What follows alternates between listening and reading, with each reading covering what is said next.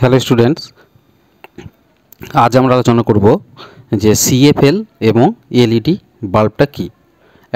এটা হচ্ছে আমাদের সিএফএল, যেটা পেঁচানোর মতো থাকে, সেটা হচ্ছে সিএফএল বাল্ব। এবং এলইডি বাল্ব, যেটা এলইডি এখন আমরা প্রত্যেক বাড়িতে ব্যবহার করি। এখন বেশিরভাগ ব্যবহার হচ্ছে এলইডি বাল্ব। আগে কি ব্যবহার হতো? আগে একটা বাল্ব ব্যবহার হতো, দেখবে 100 ওয়াটের বাল্ব, যেগুলো হলুদ আলো দিত। যে বাল্বগুলো আগে ব্যবহার করা হতো, এখন আস্তে আস্তে কিন্তু উঠে গেছে। সেই বাল্বগুলোতে কিন্তু প্রচুর পরিমাণে কি ট্যাংস্টানের তখন ফিলামেন্টটা থাকতো। সেই ট্যাংস্টানের মধ্যে প্রায় ফিলামেন্টটা উত্তপ্ত হতো 2700 ডিগ্রি সেন্টিগ্রেডের কাছাকাছি কিন্তু আলোক বিকিরণ করতো। এবং ওই বাল্বগুলোতে প্রচুর পরিমাণে তাপ উৎপন্ন, প্রায় 98% তাপ কিন্তু ওর শেষ হয়ে যেত। 98% তাপ শক্তিরূপে মুক্ত হয়ে যেত। তো প্রচুর পরিমাণে তাপ উৎপন্ন হতো। তার জন্য কিন্তু তারপরে সিএফএল লাইটটা আমাদের ব্যবহার করা হলো। সিএফএল হচ্ছে কম্প্যাক্ট ফ্লুওরেসেন্ট ল্যাম্প। এর পুরো নাম যদি লেখো তাহলে হবে কম্প্যাক্ট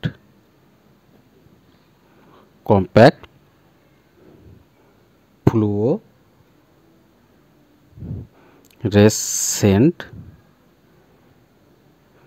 ল্যাম্প। এর পুরো নাম হচ্ছে কিন্তু এটা। সিতে হলো কম্প্যাক্ট, এফতে হচ্ছে ফ্লুওরেসেন্ট, এলতে হচ্ছে ল্যাম্প, সিএফএল। তাহলে এই বাল্বটার কী বিশেষত্ব ছিল? সিএফএল বাল্বটা আমাদের একটা এর ভিতরে কি ভরা আছে, এই যে প্যাঁচানোর মতো একটা টিউব নেওয়া আছে, সেই টিউবটার ভিতরে কিছুটা পারদের বাষ্প রাখা হয়। পারদের বাষ্প রাখা হয়। এর ভিতরে পারদের বাষ্প রাখা হয়। যখন আলো যাচ্ছে তখন পারদের বাষ্পগুলোতে কি হচ্ছে, এর মধ্যে কিন্তু কোনো ফিলামেন্ট থাকে না। পারদের বাষ্পগুলো এখানে প্রচুর পরিমাণে আলো দেয়। এখান থেকে যে আলো দিবে, পারদের বাষ্পগুলো ইলেকট্রিক যখন তড়িতের মধ্যে দিয়ে যাবে, পারদের বাষ্পগুলো কিন্তু আলো যাবে, তা আলো দিবে। সেই আলোগুলোর কিন্তু যে আগে ধরো যদি 60 ওয়াটের বাল্ব থাকতো, আগের যে বাল্বগুলো ছিল 60 ওয়াটের বাল্ব যে পরিমাণ আলো দিত, এই সিএফএল বাল্বটা কিন্তু 13 থেকে 15 ওয়াটের দিলেই যথেষ্ট, মানে সম পরিমাণ আলো দিবে। একটা সিএফএল বাল্ব 13 থেকে 15 ওয়াটের সিএফএল বাল্ব আলো দিবে, কার সমান আগেকার দিনে যে 60 ওয়াটের বাল্বগুলো ব্যবহার করা হতো। তাহলে এলইডিটা কি? এলইডির পুরো অর্থ হচ্ছে এলইডি বাল্বটা কি হচ্ছে? Light emitting diode. তাহলে এটার নামটা আমরা এখানে লিখে দিচ্ছি। এলইডি হচ্ছে লাইট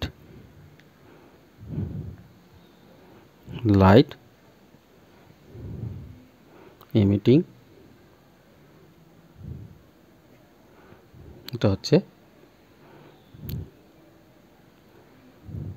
ডায়োড। এর পুরো নাম হচ্ছে এলইডির পুরো নাম হচ্ছে লাইট ইমিটিং ডায়োড। এখানে কি হচ্ছে দেখে বোঝা যাচ্ছে যে পুরো ডায়োড, এখানে ডায়োড ব্যবহার করা হয়। কার আর্সেনেট, গ্যালিয়াম আর্সেনাইড আর গ্যালিয়াম ফসফাইড, এই দুটো মিশিয়ে কিন্তু এখানে একটা ডায়োড তৈরি করা। ডায়োডটা কী দিয়ে তৈরি যদি বলা থাকে, এলইডি ল্যাম্পের ডায়োড গ্যালিয়াম আর্সেনাইড ও গ্যালিয়াম ফসফাইড দিয়ে কিন্তু তৈরি করা হয়। এই এলইডি এর মধ্যে ডায়োডটা ব্যবহার করা হয়। ডায়োডটা কী হবে, যখন তড়িৎ যাবে এর মধ্যে দিয়ে, তখন যেটা ডায়োড আছে সেটা প্রচুর পরিমাণে দৃশ্যমান আলো নির্গত হবে। একটা আলো নির্গত হবে ডায়োডের মধ্যে দিয়ে গেলে, আলো নির্গত, কিন্তু কোনো ফিলামেন্ট থাকবে না, ওই ডায়োডটা হবে। তাহলে এর থেকেও কিন্তু সিএফএল থেকেও এলইডিটা খুবই ভালো। কেন? যে একটা সিএফএল যদি 13 থেকে 15 ওয়াটের নাও, তাহলে যে পরিমাণ আলো দিবে এই বাল্বটা, মানে এলইডি যেটা বাল্ব আছে সেটা কিন্তু 5, 6 থেকে 8 ওয়াটের দিলেই হবে। তার মানে কি 13 থেকে 15 ওয়াট যেটা আছে সেটা সিএফএল বাল্ব যে পরিমাণ আলো দিবে, আমার এলইডি বাল্ব 6 থেকে 8 ওয়াটের পরিমাণও, 6 থেকে 8 ওয়াটের যদি হয় বাল্বটা, সেটা সম পরিমাণ আলো দেবে। তাহলে আমার তড়িৎ শক্তির খরচ কম। তাহলে এলইডি সিএফএল থেকে এলইডি ব্যবহারের সুবিধাটা কি? যে তড়িৎ শক্তি কম খরচ করবে, এটা তড়িৎ শক্তি কম নেবে, প্লাস আলোটা কিন্তু বেশি হবে। আলোতে কোনো ক্ষতিকারক প্রভাব থাকবে না। এখানে দেখো, এখান থেকে সিএফএল কী হবে, পারদ আছে, তাহলে পারদের যে বাষ্প, পারদ প্রচুর পরিমাণে যদি বাইরে নির্গত হয় তাহলে কি হবে, দূষিত হয়। বায়ু দূষণের প্রচুর সম্ভাবনা আছে সিএফএল, কিন্তু এলইডিতে ডায়োড থাকে, এখানে দূষণের সম্ভাবনা কিন্তু খুবই কম। এলইডি বাল্ব সুইচ দেওয়া মাত্র সঙ্গে সঙ্গে জ্বলে উঠবে, কিন্তু সিএফএল বাল্ব একটু দেরি লাগবে, কারণ পারদের মধ্য দিয়ে তড়িৎ যাবে আস্তে আস্তে আস্তে আস্তে করে, তারপরে আলোটা জ্বলবে, ওই জন্য দেরি লাগে। কিন্তু এলইডি বাল্বে সঙ্গে সঙ্গে ডায়োড আছে, সঙ্গে সঙ্গে আলো জ্বলে। তার জন্য কিছু সুবিধা এবং অসুবিধাগুলো কিন্তু তোমরা বাড়িতে প্র্যাকটিস করে নেবে। এবার প্রশ্ন থাকতে পারে যে 220 ভোল্ট 40 ওয়াট, 220 ভোল্ট 60 ওয়াট, এই দুটো বাতি আছে। যেমন ধরো এরকম একটা বাল্ব আছে, বাজার থেকে কিনে নিয়ে আসবে, তো এরকম বাল্ব পাবে, তার উপরে লেখা থাকবে 220 ভোল্ট 40 ওয়াট আর 220 ভোল্ট হচ্ছে 60 ওয়াট। তো 220 ভোল্ট তো সবারই বাড়িতে থাকবেই, এটা তো কমন। এটা 220 ভোল্ট আমাদের ইন্ডিয়াতে লাইন সাপ্লাই করা হয় প্রতিটা বাড়িতে। 220 ভোল্ট এটা তো কমন থাকবে, যে কোনো যন্ত্র কিনলে 220 ভোল্ট কিন্তু থাকবে। এবার দেখো 40 ওয়াট আর 60 ওয়াট এই দুটো কিন্তু এর ক্ষমতা, এই বাল্বের ক্ষমতা হচ্ছে 40 ওয়াট, এই ক্ষমতা হচ্ছে 60 ওয়াট। এখন প্রশ্ন হলো, এই দুটো বাল্বকে আমি, দুটো বাতিকে শ্রেণী ও সমান্তরাল সমবায়ে যোগ করলে কোনটির উজ্জ্বলতা বেশি হবে? তাহলে আমরা দেখি, করা যাক। তাহলে প্রথমে আমরা কি করব, এই কোশ্চেনগুলো প্রশ্নতে কিন্তু মাধ্যমিকে থাকে। একবার শ্রেণী সমবায় একটা সমান্তরাল সমবায় যোগ করলো, তো কোনটির উজ্জ্বলতাটা বেশি হবে, কোনটার বেশি আলো দেবে। তাহলে প্রথমে আমি কী করলাম, দুটি বাতির রোধ বের করে নিলাম, ঠিক আছে। এটাকে প্রথম বাতি ধরলাম, এটাকে দ্বিতীয় বাতি ধরলাম। তাহলে প্রথম বাতির রোধ, তাহলে প্রথম যে বাতি আছে, প্রথম বাতির রোধটা কত হবে? দেখো আর সমান আমরা কি জানি, বের করার সূত্র, যদি ভোল্ট আর ক্ষমতা দেওয়া থাকে তাহলে সূত্রটা হবে ভি স্কয়ার বাই পি। আর সমান হচ্ছে ভি স্কয়ার বাই পি, মানে ভোল্টের স্কয়ার বাই ক্ষমতা। তাহলে ভি এখানে 40 ওয়াট বাতিটা দেখো, তাহলে কি হবে, এটা ক্ষমতা তো হচ্ছে 220 গুণিত 220 বাই হচ্ছে কত, 40 ওয়াট, ক্ষমতা হচ্ছে 40 ওয়াট। এটা কেটে দিবে, এটা দিয়ে যদি ভাগ করো তাহলে হয়ে যাবে তোমার মোটামুটি 1210 ওহম। প্রথম বাতিটির রোধ হচ্ছে 1210 ওহম। দ্বিতীয় বাতির রোধ যদি বের করি, দ্বিতীয় বাতির রোধ, দ্বিতীয় বাতির সূত্র একই থাকবে, আর সমান ভি স্কয়ার, তো ভি তো একই থাকবে, 220 গুণিত 220 বাই হচ্ছে, এটার হচ্ছে 60 ওয়াট, একটা বার শূন্য কেটে দিলাম। তাহলে এটা যদি ভাগ করো তাহলে হবে মোটামুটি 806.67 ওহম। তাহলে উনি বাতিটির, দ্বিতীয় বাতিটার রোধ কিন্তু কম আছে এবং প্রথম বাতির রোধ কিন্তু বেশি আছে। এটা দেখা গেল যে রোধটা আমি আগে বের করে নিলাম। রোধ বের করার পর আমাদের কি হবে, যে আমি ধরো শ্রেণী সমবায়ে যোগ করছি। প্রথমে কি করছি আমরা, শ্রেণী সমবায়ে যোগ করছি বাতিটাকে।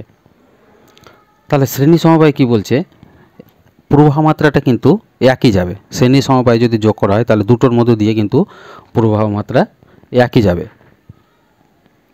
তাহলে সূত্রটা কী ছিল, যে পি সমান আই স্কয়ার, আর এটা একটা সূত্র ছিল আমাদের, প্রবাহ মাত্রা যদি একই যায়, দুটোর মধ্যে তো প্রবাহ মাত্রা একই যাবে, প্রবাহ মাত্রা এই যে প্রবাহ মাত্রা আছে সেটা একই যাবে, এটার কোনো ডিফারেন্স হবে না, দুটোর মধ্যে সেম যাবে, এটা বাদে। বাদ বাকি কী বলছে, শ্রেণী সমবায়ে যার রোধ বেশি তার কিন্তু ক্ষমতা, যার ক্ষমতা বেশি বা রোধ বেশি তার কিন্তু ক্ষমতাটাও বেশি। তার মানে ক্ষমতা বেশি মানে বেশি তড়িৎ শক্তি ব্যয় করবে, তো বেশি উজ্জ্বলতা সহ জ্বলবে। তাহলে এখানে দেখো 8টা কার বেশি, এই দুটোর মধ্যে এর বেশি, রোধটা বেশি, তাহলে এ বেশি কিন্তু তড়িৎ শক্তি ব্যয় করবে, উজ্জ্বলতাটা বেশি জ্বলবে। তাহলে তবে এখান থেকে আমরা কি লিখতে পারি, যে রোধ বেশি, 40 ওয়াট বাল্বটির রোধ বেশি হয়, এটি বেশি পরিমাণ ক্ষমতা অপচয় করছে, ফলে শ্রেণী সমবায়ে প্রথম বাতির উজ্জ্বলতা বা উজ্জ্বলতাটা কিন্তু বেশি হবে,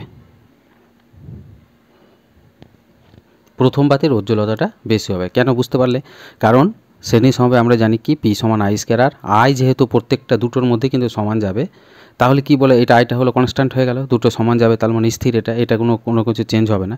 কি চেঞ্জ হবে, আর এর উপর দেখতে হবে যে যার রোধ বেশি তার সঙ্গে, যেহেতু সরল সম্পর্ক, আর রোধ যার বেশি তার কিন্তু ক্ষমতাটা বেশি। ক্ষমতা বেশি মানে কিন্তু তড়িৎ শক্তি বেশি অপচয় করবে, তেমন উজ্জ্বলতাটা বেশি হবে। তাহলে রোধটা কার বেশি, 40 ওয়াটের। সেই জন্য বলা হয় যে প্রথম বাতির উজ্জ্বলতাটা বেশি। এবার দেখো দুটো সমান্তরাল সমবায় লাগিয়ে দিই, তাহলে কি হবে দেখো চলো। এখন আমরা যদি সমান্তরালে লাগাই, সমান্তরালে লাগালে সূত্রটা আমরা কি জানি, ক্ষমতা যেহেতু বিভব প্রভেদ একই, সমান্তরাল সমবায় কি হচ্ছিল যে দুই প্রান্তের বিভব প্রভেদটা কিন্তু একই, বিভবটা কিন্তু সমান্তরাল সমবায় একই। এর আগে করিয়েছিলাম, আমি দেখবে ওই শ্রেণী সমবায় সমান্তরাল সমবায়টা যারা বুঝতে পারছে না তাদের আগের ভিডিওটা যাও, তাহলে কিন্তু দেখে নিতে পারবে যে সমান্তরাল সমবায় কী হবে, বিভব প্রভেদ একই। ঠিক আছে, কেমন বিভব প্রভেদ একই কেন বললাম, যে সমান্তরাল সমবায় দেখো যে এখানে একটা পয়েন্ট ছিল, আর এখানে নিয়ে গেলে রোদ একটা আবারে চলে গেল, আবার একটা নিয়ে গেছিলাম রোদ আবার চলে গেছিলো, আবার একটা নিয়ে গেলাম রোদ একটা চলে গেছিলো। এখান থেকে আই প্রবাহ মাত্রা যাচ্ছিলো এখান থেকে, তো এখানে প্রবাহ মাত্রাটা প্রতিটা চেন, এটা I1 এটা I2 এটা, কিন্তু এখানে এ আর বি পয়েন্ট দুটো, তাহলে VA মাইনাস VB। দেখো পয়েন্ট বিভব প্রভেদ সবটার ক্ষেত্রে কিন্তু একই বিভব প্রভেদ যাবে। তো বিভব প্রভেদটা কী হচ্ছে, VA আর B এর মধ্যেই আছে, এই দুটোর মধ্যেই, মানে প্রত্যেকটা দেখো প্রান্ত একই, ফার্স্ট এবং লাস্ট একই, তাহলে বিভব প্রভেদ একই, সমান্তরাল সমবায়ে বিভব প্রভেদ একই, তাহলে এটা কনস্ট্যান্ট, এটার কোনো কম বাড়া হবে না। এখন বলছে তাহলে সমান্তরাল সমবায়ে ক্ষমতার সঙ্গে রোধের কি সম্পর্ক, ব্যস্ত সম্পর্ক। তার মানে রোধ যদি কমে ক্ষমতাটা কি হবে, বাড়বে। তাহলে এখানে দেখো রোধ যার কমছে তার ক্ষমতা বেশি, মানে তড়িৎ শক্তি সে ব্যয় করবে, সে বেশি পরিমাণ আলো কিন্তু দেবে। তাহলে এই দুটোর মধ্যে রোধ কার কম, আমি আর আগে বের করেছিলাম যে এই দুটোর মধ্যে, এই দুটো বাতি 1 আর 2 এর মধ্যে রোধটা কার কম। প্রথমে 1 নম্বর রোধ হচ্ছিল এটা, 2 নম্বর হচ্ছিল এটা 806.67, তাহলে এই রোধটা কম।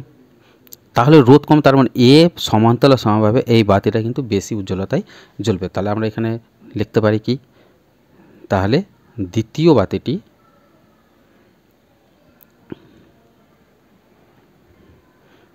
উজ্জ্বলতা বেশি হবে, সমান্তরাল সমবায়ে উজ্জ্বলতাটা কি হবে, বেশি হবে। বুঝে যাচ্ছে স্পষ্ট? না বুঝতে পারলে ভিডিওটাকে বারবার পজ করে বুঝবে, দেখবে খুব ইজি লাগবে। এবার আমরা আলোচনা করব তড়িৎ চুম্বক। তড়িৎ চুম্বক জিনিসটা কি, বা ইলেকট্রোম্যাগনেটিজম।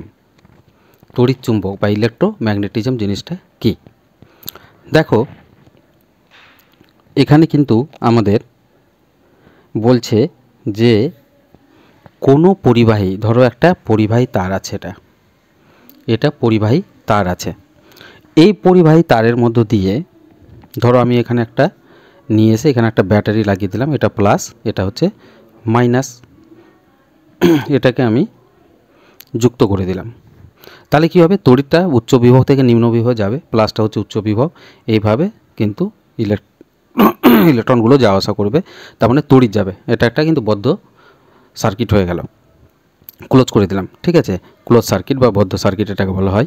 তাহলে এর মধ্য দিয়ে তড়িৎ যাবে, তো তড়িৎ কী মুখে যাচ্ছে, এদিক থেকে এদিকে যাচ্ছে। ঠিক আছে, তাহলে যদি বলছে যে কোনো পরিবাহী তারের উপর যদি তড়িৎ যায়, মানে ব্যাটারি দিলাম, ব্যাটারি মানে যে তড়িৎটা চলে যাচ্ছে, তাহলে কি বলছে তার চারপাশে, এই যে চারপাশ, তার চারপাশে এগুলোতে ধরো একটা কি সৃষ্টি হয়ে যাবে, চৌম্বক ক্ষেত্র, এর চারপাশে কিন্তু চৌম্বক ক্ষেত্র সৃষ্টি হয়ে যাবে, এটাই বলছে তড়িৎ চুম্বক। ঠিক আছে, ইলেকট্রোম্যাগনেটিজম, একটা তড়িৎ যদি যায় তাহলে তার চারপাশে কি হচ্ছে, একটা চৌম্বক ক্ষেত্র সৃষ্টি করে দিচ্ছে। তাহলে এই চৌম্বক ক্ষেত্র কীভাবে বোঝা যাবে, আমরা তো বুঝতে হবে যে চৌম্বক ক্ষেত্র হচ্ছে কি হচ্ছে না। তাহলে বাড়িতে তোমরা প্র্যাকটিস করতে পারবে, এরকম একটা তার নিয়ে যদি করে নাও, তার পাশে কি করবে, একটা চুম্বক শলাকা রেখে দেবে, এর নিচে একটা চুম্বক শলাকা রেখে দেবে। চুম্বক শলাকা রাখলে কি হবে, সে সবসময় উত্তর আর দক্ষিণমুখী করে থাকবে। তো ধরো এরকম একটা চুম্বক শলাকা আমি রেখে দিলাম এর নিচে, এর চুম্বক শলাকা আমি একটা কিন্তু এর নিচে আমি রেখে দিয়েছি। ঠিক আছে, এর চুম্বক শলাটাকে আমি কিন্তু রেখে দিলাম নিচে। ধরো আগে তড়িৎ দেয়নি, এর চুম্বক শলাকা রাখা আছে, তার উপরে তার আছে। এবার যদি আমি কারেন্ট দিই তাহলে কী হবে, দেখবে যে এটা আমার ধরো এন মেরু ছিল, এটা এস মেরু ছিল আগে। তাহলে যখনই কারেন্ট যাবে দেখবে এটা বিক্ষিপ্ত হয়ে যাবে, মানে চুম্বক শলাটাকে কিন্তু একটু নিচের দিকে নেমে যাবে, তার মানে এরকম হয়ে যেতে পারে।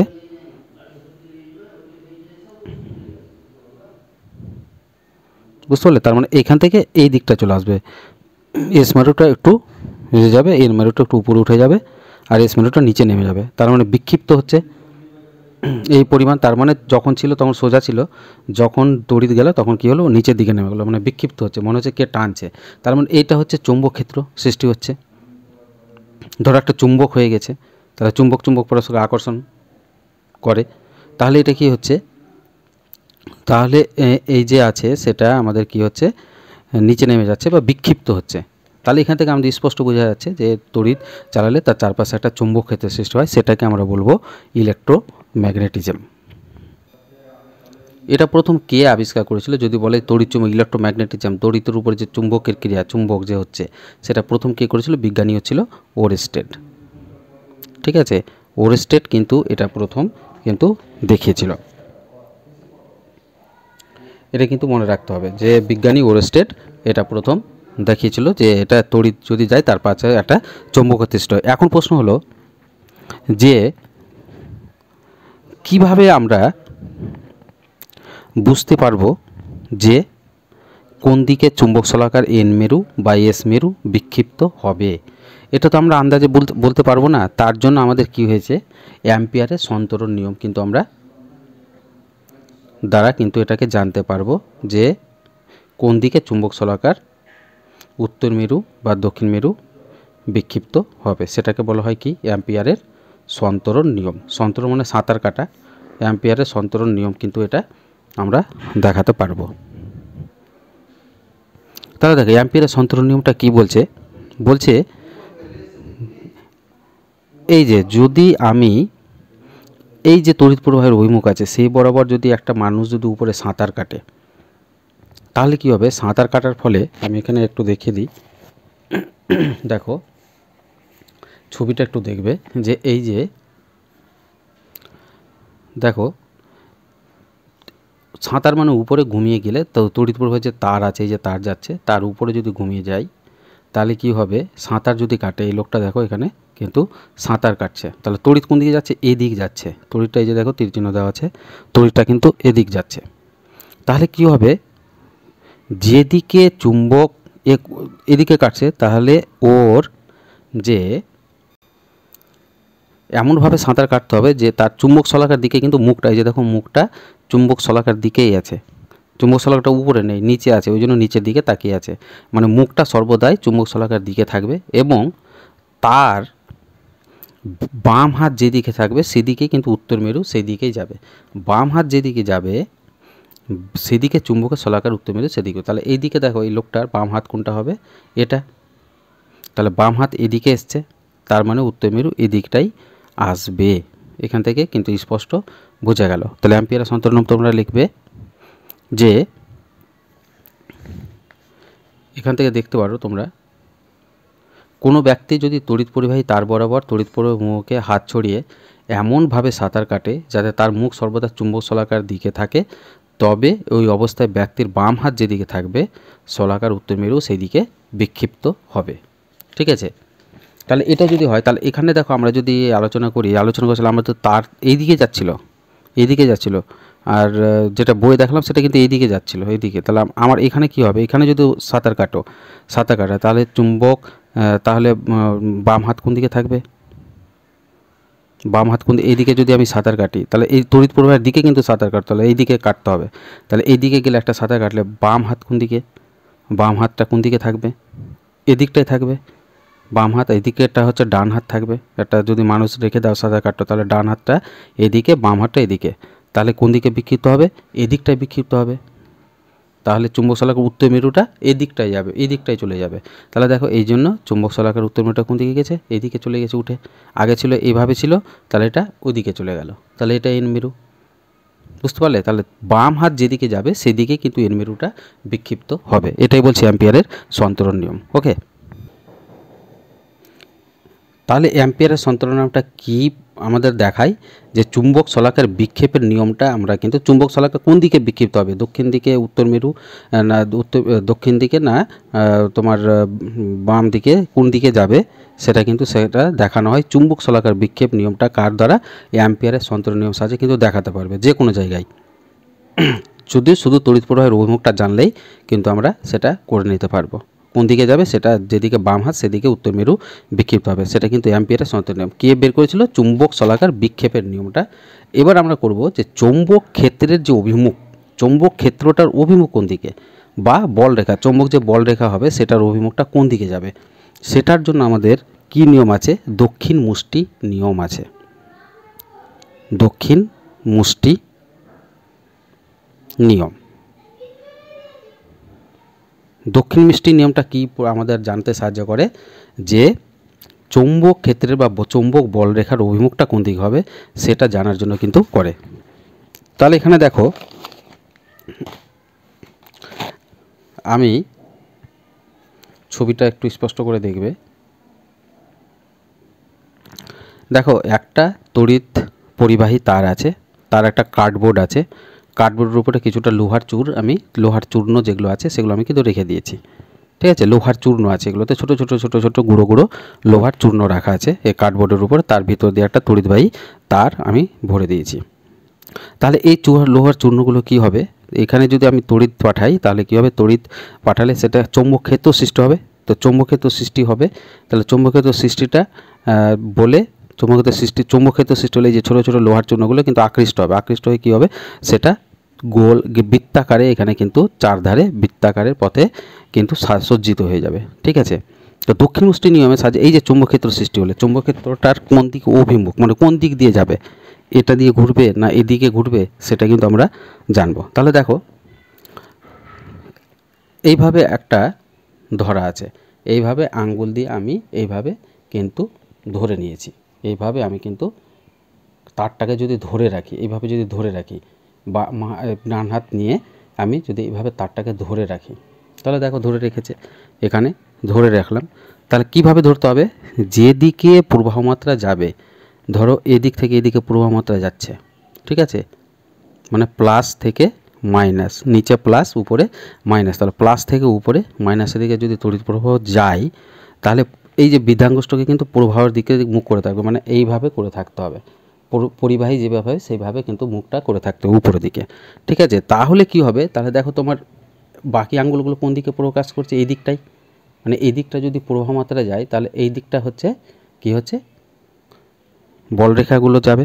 তাহলে বল রেখাগুলো কোন দিকে যাবে? এই দিকে, মানে এই আঙ্গুলটা কোন দিকে দেখাচ্ছে? এই দিকে দেখাচ্ছে, এই দিকে দেখাচ্ছে। দেখো, এটা প্রবাহ মাত্রার অভিমুখ, আর বাদ বাকি আঙ্গুলগুলো কোন দিকে ঘুরে আছে? এইভাবে ঘুরে আছে। তাহলে বল রেখাগুলো কী হবে? এইভাবে যাবে, এইভাবে ঘুরবে, বল রেখার অভিমুখ এটাই নির্দেশ করছে। ঠিক আছে, তাহলে প্রশ্ন পরীক্ষা যদি আসে তাহলে কি লিখবে? যে একটি তড়িৎবাহী তারকে ডান হাত দিয়ে যদি এরূপভাবে মুষ্টিবদ্ধ করা হয় যাতে বুড়ো আঙ্গুল তড়িৎ প্রবাহের অভিমুখ নির্দেশ করে, তবে অন্য আঙ্গুলগুলির অগ্রভাগ মানে এটা অগ্রভাগগুলো যেদিকে থাকবে চৌম্বকক্ষেত্রের অভিমুখ সেদিকে কিন্তু যাবে, বা চৌম্বকক্ষেত্রের বল রেখার অভিমুখ সেটা কিন্তু নির্দেশ করবে। ওকে, এটা হচ্ছে দক্ষিণ মুষ্টি নিয়ম। এবার আমরা আলোচনা করব যে চৌম্বকক্ষেত্র কিন্তু সৃষ্টি হয় একটা ঋজু পরিবাহের জন্য, আর একটা হচ্ছে বৃত্তাকার তড়িৎ পরিবাহের জন্য কিন্তু চৌম্বকক্ষেত্র দু ধরনের সৃষ্টি হতে পারে। ঋজু পরিবাহীটা একটু আগে যেটা দেখালাম সেটাই, যদি একটা পরিবাহী তারকে যদি একটা কার্ডবোর্ডের মধ্যে উপরে রাখো, পরিবাহী তারটা দিয়ে এভাবে যদি প্রবাহমাত্রা এই মুখে যায়, মানে এই দিকটা প্লাস এই দিকটা হচ্ছে মাইনাস, এইভাবে যদি যাই তাহলে কি হবে? বল রেখাগুলো কি হবে?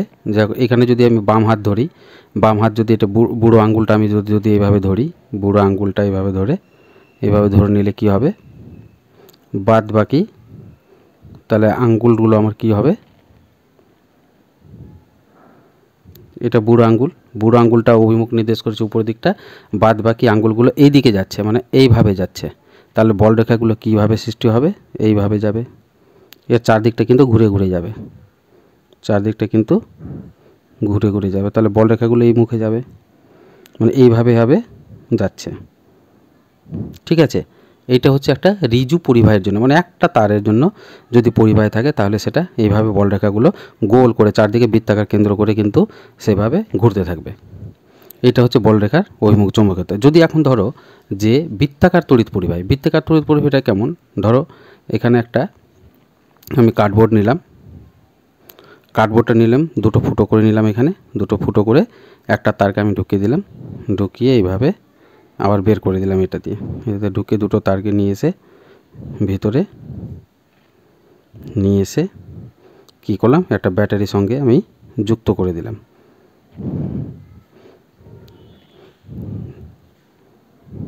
ওকে, এটা একটা সার্কিট বললাম, এটা প্লাস, এটা হচ্ছে মাইনাস। ওকে, বুঝতে পারছো তো, এটা হচ্ছে প্লাস, এটা হচ্ছে মাইনাস। তাহলে এটা বৃত্তাকার তার হয়ে গেল, একটা বৃত্তাকার। তাহলে বৃত্তাকারের জন্য কীভাবে হবে দেখো, প্লাস থেকে এইদিকে তড়িৎটা যাবে, এদিকে যাবে, তার মানে এটা এই অভিমুখে যাচ্ছে, আবার এটা দিয়ে নেমে যাবে, তাহলে মানে এটা নিচের দিকে আসছে। এইভাবে কিন্তু সার্কিটটা চলছে। তার মানে ব্যাটারি থেকে এখানে প্লাস হয়ে তড়িৎটা চলে গেল, তড়িৎ এসে আবার ব্যাটারিতে ঢুকে গেল মাইনাস পথে, আবার যাচ্ছে আবার যাচ্ছে, এইভাবে কিন্তু একটা সার্কিট আমার তৈরি করে নিলাম। ঠিক আছে, তাহলে এখন এখানে আমি যদি চুম্বকের গুঁড়োগুলো ছড়িয়ে দিই, লোহার গুঁড়োগুলো যদি ছোট ছোট করে অনেকটা ছড়িয়ে দিই, তাহলে সেটা কিভাবে এখানে বলরেখা আবিষ্কার করবে। প্রথমে তো আমরা জানি দক্ষিণ মুষ্টি নিয়ম, ধরে নাও এইভাবে, এইভাবে এটা এটা যাচ্ছে, এই উপরের দিকে যাচ্ছে, তার মানে আমি এইভাবে পরিবাহীটা করলাম, এইভাবে রাখলাম, এই আঙ্গুলগুলো আমার বলরেখার অভিমুখ নির্দেশ করবে। তাহলে এর চারপাশে কি হচ্ছে, ছোট ছোট বলরেখা আবিষ্কার করবে, চারপাশে বলরেখাগুলো কিন্তু এইভাবে যাবে। তাহলে অভিমুখ কোন দিকে, এই দিকে, এটা তো একটু আগেই জানলাম আমরা। তাহলে চূর্ণগুলো এখানে কিন্তু আটকে থাকবে এখানে। ঠিক আছে, এবার দেখো এটার জন্য কি হবে, এটা পরিবাহী কেমন যাচ্ছে, এই দিকটা নিচের দিকে আসছে, তাহলে আমি ধরো নিচে, তাহলে আমি যদি নিচের দিকে করে নিই, আঙ্গুলটাকে কিন্তু নিচের দিকে আমার করে নিতে হবে। ঠিক আছে, আঙ্গুলটাকে আমার নিচের দিকে করে নাও, দেখো ইমাজিন করে দেখো, আঙ্গুলটাকে যদি নিচের দিকে করে নাও তাহলে কোন দিকে যাবে, এই যে দেখো এখানে আমি কিন্তু দেখাতে পারছি না ঠিকঠাক, দেখো এইভাবে কিন্তু আঙ্গুলটা করে নিতে হবে।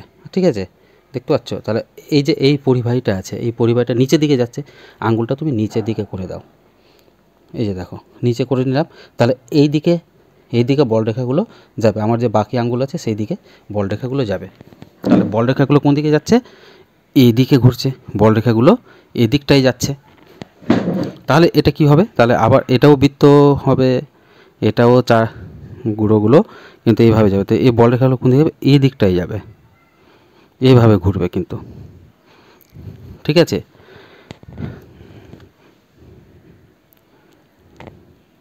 তাহলে দুই দিকে বৃত্তাকার তাহলে দুই দিকে দুটো কিন্তু বলরেখা, উল্টো দিকে বিপরীত, একটা এই দিকে একটা উল্টো দিকে, তাহলে দুটো বিপরীত দিকে যাচ্ছে, বুঝতে পারছে।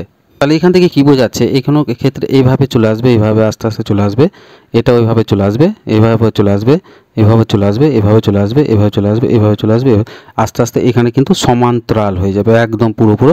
তাহলে কাছাকাছি এইটা দেখো, এখানে কিন্তু সমকেন্দ্রিক বৃত্তকেন্দ্র, এই বৃত্তর মতো সৃষ্টি হয়েছে একদিন, তো তারের দূর প্রান্তে সেখানে সমকেন্দ্রিক বৃত্ত হয়েছে, কিন্তু এই তারটা, গোটা তারটার কেন্দ্র এটা ধরতে পারি, গোটা বৃত্তর মতো তারের কেন্দ্র এটা। তো কেন্দ্রে বৃত্তর তারের যে কেন্দ্র আছে, সে তার কাছাকাছি অঞ্চলগুলোতে কি হচ্ছে, বলরেখাগুলো প্রায় সমান্তরাল আকারে, একদম সমান্তরাল। তার পাশে একটু দেখো, এটাও প্রায় কাছাকাছি সমান্তরাল, এটাও কাছাকাছি সমান্তরাল, এটাও কাছাকাছি সমান্তরাল। তাহলে এই যে জায়গাটুকু আমাদের কি বলা হয়, সুষম চৌম্বক ক্ষেত্র। ঠিক আছে, এটাকে আমাদের বলা হয় সুষম চৌম্বক ক্ষেত্র তৈরি হচ্ছে, সুষম চৌম্বক ক্ষেত্র তৈরি হচ্ছে, বুঝা গেল। তাহলে একটা যদি পরিবাহী তার বড় হয় তাহলে একটা সমকেন্দ্রিক বৃত্ত তৈরি হবে, যদি দুটো বৃত্ত হয় তাহলে দুটো বৃত্ত সমকেন্দ্রিক বৃত্ত, কিন্তু এখানে একটা সুষম চৌম্বক ক্ষেত্রও কিন্তু এক্সট্রা আমাদের সৃষ্টি হয়ে যাবে। দুটো বৃত্ত তারের একটা বৃত্তাকার তার যদি করি তাহলে একটা সুষম চৌম্বক ক্ষেত্র কিন্তু সৃষ্টি হয়ে যাবে। তাহলে একটা জিনিস দেখা যাবে, এই যে কুণ্ডলিতে যে চৌম্বক ক্ষেত্রের সৃষ্টি হয়, সেটাকে যদি আমরা বি দ্বারা প্রকাশ করা হয়, চৌম্বক ক্ষেত্রটাকে যদি বি দ্বারা প্রকাশ করা হয়, তাহলে এর মানটা সবসময় কার সঙ্গে সমান হবে, এর প্রবাহমাত্রার সঙ্গে সমানুপাতিক হবে, এবং এর ব্যাসার্ধের সঙ্গে ব্যস্তানুপাতিক হবে, এবং এর কুণ্ডলীর যে পাক সংখ্যা সেটার সঙ্গে সমানুপাতিক হবে। ঠিক আছে, যে কুণ্ডলীর পাক সংখ্যা, এনটাকে কুণ্ডলীর পাক সংখ্যা বলা হয়। কুণ্ডলী পাক সংখ্যা মানে কি, এই যে কুণ্ডলী যেটা আছে সেটাকে কতটা পাক দিয়ে আমি করব, তার যতটা পাক দেবো তত চৌম্বক ক্ষেত্র কিন্তু বেশি। একটা কুণ্ডলী যদি বেশি পাক দিই তাহলে কিন্তু চুম্বক হতে বেশি, ওই জন্য ফ্যান, তারপর যেগুলো ডিসি মোটর আছে দেখবে কুণ্ডলী সংখ্যা কিন্তু বাড়িয়ে দেওয়া হয় প্রচুর পরিমাণে, তাহলে বেশি চুম্বক হতে সৃষ্টি হলে বেশি জোরে স্পিডে ঘুরবে, যত পাক দেওয়া তত স্পিডে ঘুরবে। ঠিক আছে, তাহলে এই জন্য চৌম্বক ক্ষেত্র কী হচ্ছে, পাকের সংখ্যার উপর নির্ভর করে, পাক যত বাড়বে তত চৌম্বক ক্ষেত্র বেশি হবে, প্রবাহ মাত্রা কারেন্টটা যত বেশি দিবে তাহলে চৌম্বক ক্ষেত্রটা অত সৃষ্টি হবে। কিন্তু ব্যাসার্ধের হচ্ছে ব্যাসার্ধ, ব্যাসার্ধটাকে যদি বড় করে দাও, চৌম্বক ক্ষেত্রের ব্যাসার্ধ এই যে যদি করে দাও তাহলে কিন্তু চৌম্বক ক্ষেত্রটা কী হবে, কম সৃষ্টি হবে। চৌম্বক ক্ষেত্র ব্যাসার্ধ মানে এই যে চৌম্বক ক্ষেত্র এর ব্যাসার্ধটা অনেক বড় করে দাও ব্যাসার্ধটা, তাহলে কিন্তু কম চৌম্বক ক্ষেত্র। তো চৌম্বক ক্ষেত্রের যদি বলে এসআই একক কি, চৌম্বক ক্ষেত্রের এসআই একক, চৌম্বক ক্ষেত্রের এসআই একক বলবে টেসলা। ঠিক আছে, টেসলা বিজ্ঞানী প্রথম আবিষ্কার করেছিল বলে ওর জন্য নাম হয়েছে এটাকে টেসলা। তাহলে চৌম্বক ক্ষেত্রের এসআই একক টেসলা। সিজিএস একক হচ্ছে আমাদের বলবে ওরেস্টেড, এটা বলবে ওরেস্টেড ওই বা গস বলবে, GAUSS গস, এটাকে বলা হয় সিজিএস একক। চৌম্বক ক্ষেত্রের সিজিএস একক হচ্ছে গস, আর এই এককটা কিন্তু বিশাল বড়, ওই জন্য এই এককটা নেওয়া হয় না, সেই জন্য গসটাও নেওয়া হয়। ঠিক আছে, এটা ক্ষুদ্র এককটা কিন্তু প্রয়োগ বেশি করা হয়, এটা বিশাল বড় একক। 10 মানে 1 টেসলা সমান 10⁴ গস হয়। 1 টেসলা সমান কত হয়, 1 টেসলা সমান 10⁴ গস। বুঝতে পারলে, 10⁴ হচ্ছে গস, মানে 10,000 হবে। তাহলে ওইটা বিশাল বড় একক, এই জন্য ছোটো একক ব্যবহার করতে হলে আমাদের এইটাই ব্যবহার করা হয়, সিজিএস এককে গস। তাহলে চৌম্বক ক্ষেত্রের একক হচ্ছে সিজিএস একক হচ্ছে গস। ঠিক আছে, এরপরে অন্য টপিক আসবো, আজকে এইটুকু অবধি। আর অবশ্যই চ্যানেলটাকে সাবস্ক্রাইব করবে আরও ভালো ভালো টপিক পেতে। ধন্যবাদ।